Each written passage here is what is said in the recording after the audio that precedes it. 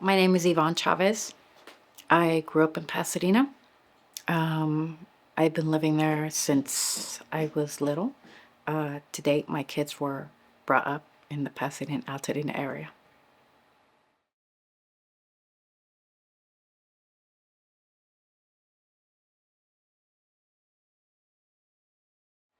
My family is originally from Mexico, and my parents first came to Pasadena because we already had relatives here in Pasadena, in the Pasadena area. And my dad came first, and later when my mom came to join him, they settled in Altadena. Later on, as we were growing up, what was our residence actually later was bought by the city and transferred, rebuilt into a park, which is now, I believe, the Charles White Park. That still stands. The tree that we used to have in front of our house is actually still there. And so after they transformed that into a park, we moved right at the border of Pasadena and Altadena, and we've spent all of our lives there.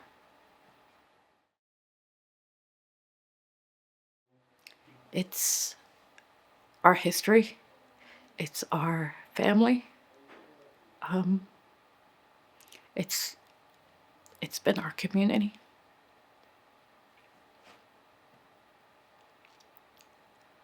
And it has been all of that for our kids, our 3 kids.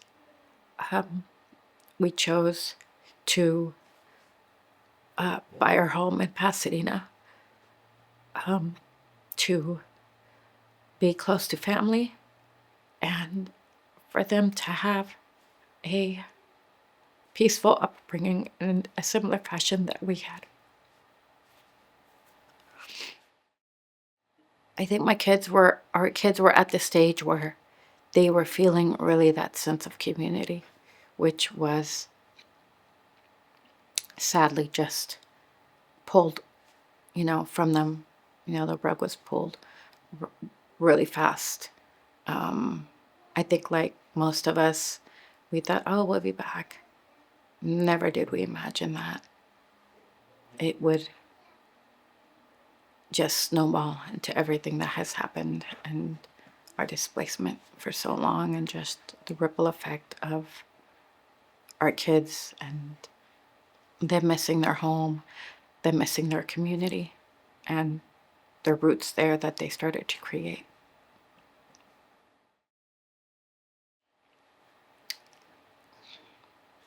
I think the two that stand out the most is the grocery outlet that's in Altadena.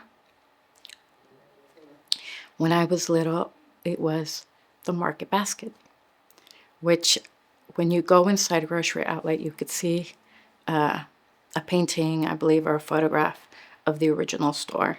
So that brings back, memories. The other one I would say is the martial arts center that our kids really enjoyed and really have strong ties with, that we had no idea, how close it had reached until we saw the footage of the Two Dragons martial arts being burned down.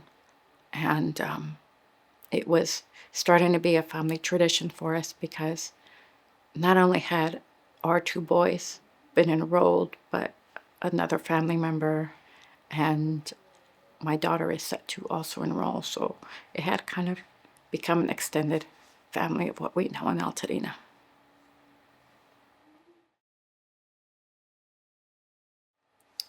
The fire, as we knew and how it started, we saw it from our front lawn. And fires weren't new to me, at least. I mean, fires had happened in Eaton Canyon, and they had never passed certain boundaries in that area. And considering the distance, we never imagined that it would come this far. I had family members that were closer on Altadena Drive, nearer to the initial start of the fire, and that's where our concern was, getting them out. And as we felt the winds a couple of days before, it was just unimaginable. It was very surreal. It was very almost cinematic that, the winds would play such a strong role in the carrying of the fire to our home. I remember the night before, as we were watching the fire get closer, feeling the strong wind. The very odd thing that I found was it felt almost like an oscillating fan. Where, when you stop an oscillating fan in a certain position or move it around, we definitely felt it in the beginning that it was going southeast when it started. And by the time it hit around, I don't know, 11 midnight, we're up, we're trying to distract the kids with the movie while, Dad and I were worried. And, I told my husband, I said, I think we need to pack our bags. I think we need to evacuate. And he's like, no, I think we'll be okay. I said, I'd rather pack and have to unpack than be caught in not being prepared. So I packed a few things. We put our kids to bed. My husband stayed up. And I remember, about 11 or 12 going outside and feeling that oscillating fan start to shift from what was southeast to go south, just south. And then in the wee hours in the morning, I woke up because I could smell the smoke. I went to my living room to go see, try to see outside through the living room what we could see from our front lawn, which was, just the fire coming down the mountain. And I turned back to my kitchen and I just see this cloud of smoke. That's when I knew we had to leave. That was about 3 o'clock in the morning. We woke up the kids, we started to pack. And at that point, when I finally stepped outside, I could definitely feel that oscillating fan switched again, and it was completely southwest in our direction. And as we're, trying to get loaded in the car, trying to explain to our kids, trying to look for our cats, it's dark, but my kids are like, they were confused because they knew something was going on, but it kind of looked a little like it was snowing from all of the ash that was falling all over the place, and the smell of it, which for them was kind of like campfire, because we would do a lot of campfires in our backyard. And it was just the complete sense of disbelief. Is this really happening? So, we left our home. My parents live a few blocks away. So I went to go pick up my mother, and we continued to evacuate, not knowing where to go. Our first thought was, well, the Humane Society is taking animals. Let's go take our cats so that they are in a safe place, because at that point we had no idea where we were going. We get there and there's this long line. Everybody's packed in our car, in our minivan, with stuff and kids and cats, and the smell of smoke, and this disorientation, this uncertainty, and this very surreal. Somehow we're in the middle of a movie, not a fun, happy movie. And so it really hit hard when we're in line at the Humane Society waiting to be called to board our cats, seeing all of our neighbors, neighbors in the sense of Altadena community members that, we hadn't met before, but we shared the kind of knowing our streets, knowing our areas, and hearing the stories of each person come in, each family come in, with how many pets do you have, and really hearing them say, this street is on fire, this street is on fire, this store is on fire.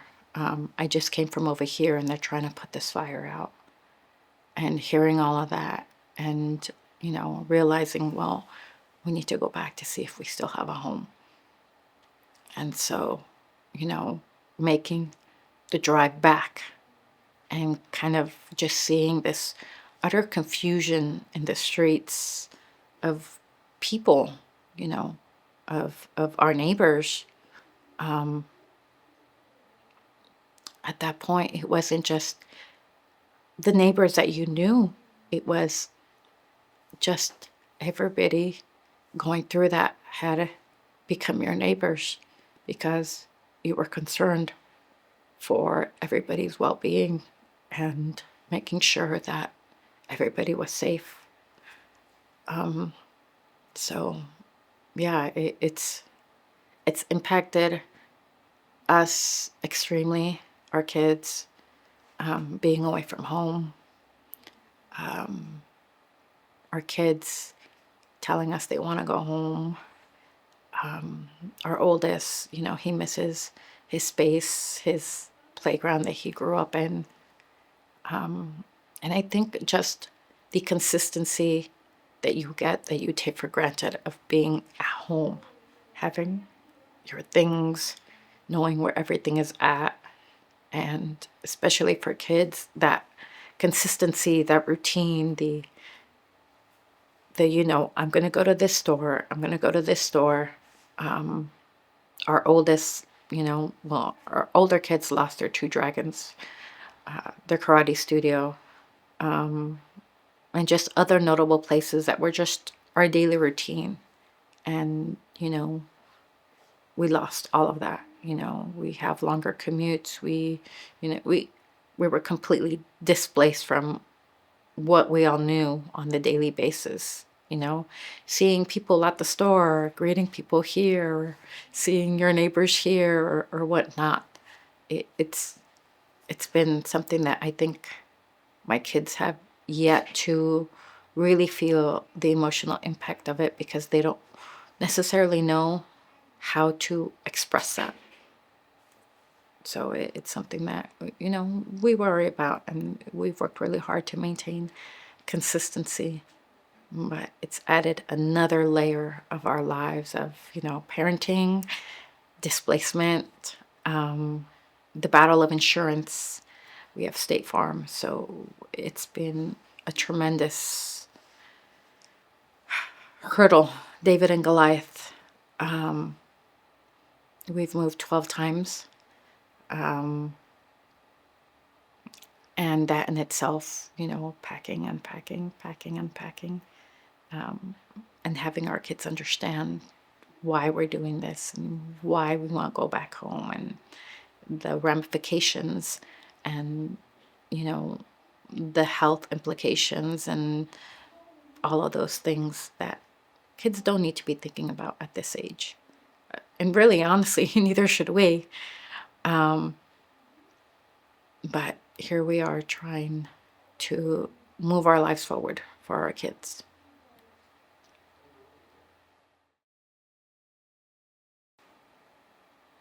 I think that sense of home, safety, and security, when you grow up in a town, you just think, oh, okay, well, it's a city. I live in the city, until you're kind of forced to leave. As we grow into adults, you leave by choice, but then you come back and you reminisce about your childhood. And there are just certain places in your hometown that stir up those memories, those childhood memories. And I think that's the feeling that I will miss, because it's been a bit replaced and tainted by the situation that we've gone through now, as has been our kids' memories. They're young enough where our oldest will remember some of them, but our youngest won't really have memories of kind of what we had hoped is my childhood, you know, transferred into some of their childhood. So it's a loss of opportunity for them.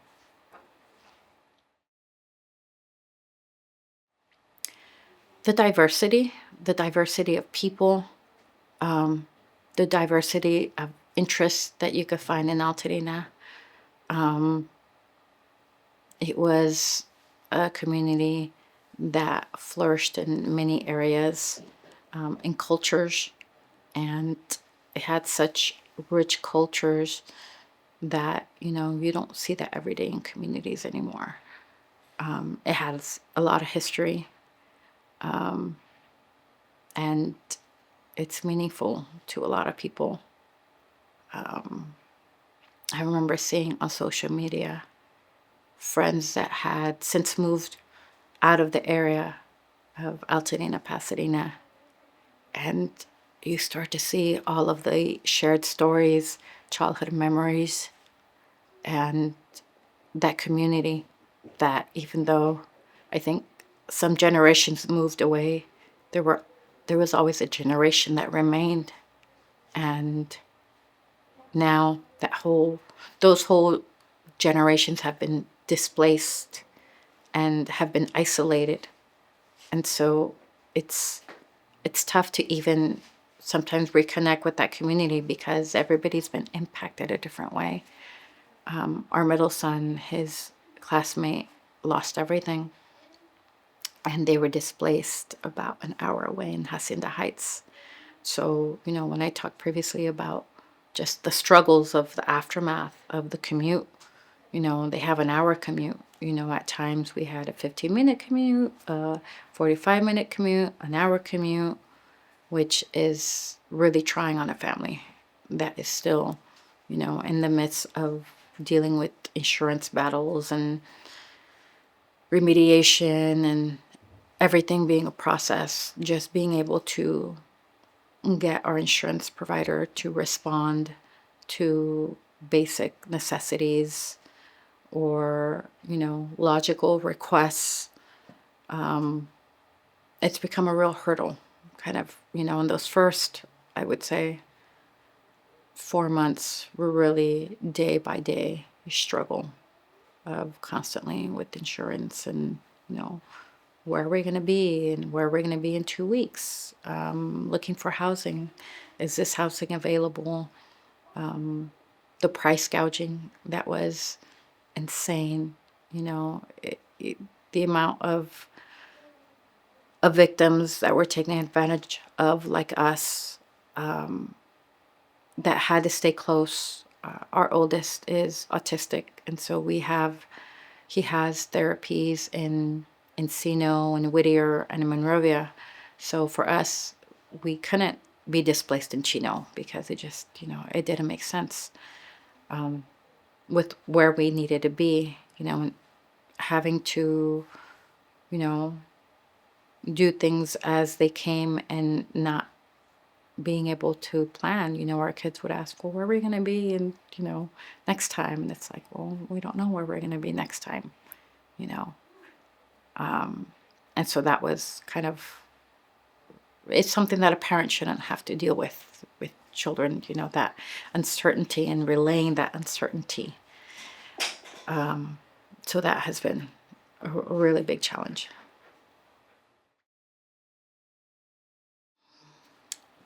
My biggest fear is the exposure that our home has. The contamination from lead, from asbestos, from all the chemicals that has made the Eaton Fire so unique.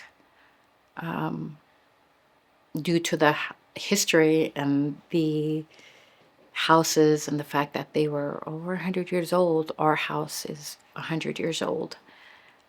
With the lead paint, not to mention everything that melted, the cars, the appliances, everything. And it was just a concoction of these chemicals that are unsafe for us and even more so for children. So that is our biggest fear of what legacy have we left our children? Have we left in this home? Will they ever be able to return home? Will they ever be able to feel safe in that area? We have, questionable doubts of, certain areas of Altadena, because not everybody has tested for chemicals. And, what's the sense of having your home completely tested and remediated for chemicals when, for example, us, we tested high on lead astronomically when your neighbors aren't getting tested. So, the chemicals aren't going to skip a house. So what's the sense of remediating when you're still cross-contaminating? So it's kind of like a dark cloud, I think, over Altadena that, I think needs to be a louder voice of what are these chemicals in our soil? What are these chemicals in our environment? Because even though we can't see them, even though we can't smell them or taste them, they're going to have an impact on our community and on our children. And it's not going to be immediate. It's going to take a few years.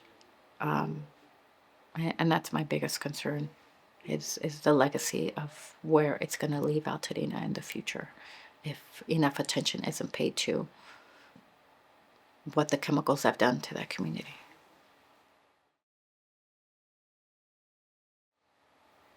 I think, like many families, the silver lining is always to emphasize that we have made it out with our health and that we made it out with our kids, and that is a bigger value than where you are.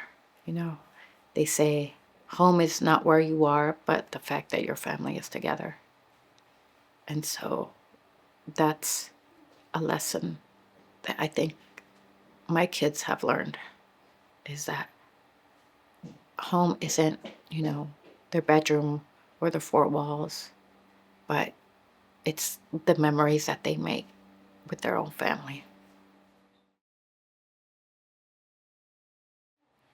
Like many of the folks in the Altadena and Pasadena, my hope is that families are able to rebuild that want to rebuild, and that it doesn't become some conglomerate of developments of, this cookie cutter housing, because Altadena really, was unique architecturally and culturally.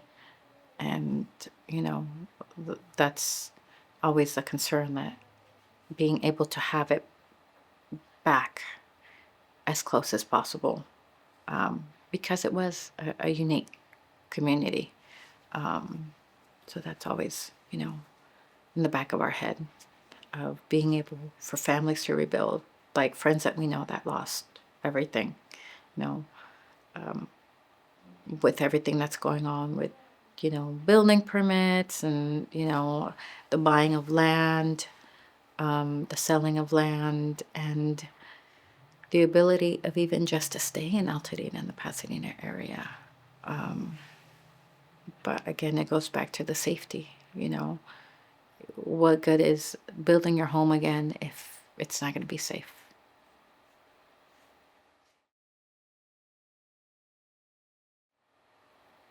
I think one of the biggest things is, we can't just, a lot of people think, well, I wasn't impacted.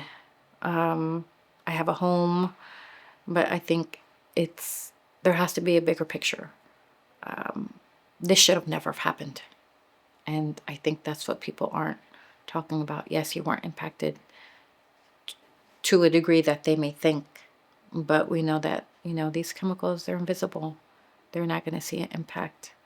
And laws and policies have to change so that this doesn't happen again. We are having an astronomical amount of fires at this point that I never had growing up. It's inconceivable. if I would have been asked at the age of my children that this was going to happen, it was like, it's a movie. That's not going to happen in my future. So for my kids to be living this, we're fighting now to make sure that that doesn't happen. And one of the other silver linings is that we're teaching our kids, you need to fight for what you know is right, so that this legacy of fires doesn't continue. And everybody's impacted because your neighbor is impacted, because we all breathe the same air, because, these chemicals don't just skip homes or skip areas. So it's important everyone get involved, because it's only in numbers that things are going to change. And that David and Goliath story can have a different ending, but it takes so many of us to pull together to, defeat the Goliath, which is humongous. I mean, State Farm is our Goliath, and it's something that, it entrenches your every being, because it's so stressful. But, part of, you had mentioned silver lining, is we're teaching our kids that through seeing us go through the biggest struggle of our life, is that you need to advocate for what you know is right, and you need to follow your gut instincts, and you need to protect those around you, and you need to speak up. And so those are lessons that my kids are taking away right now.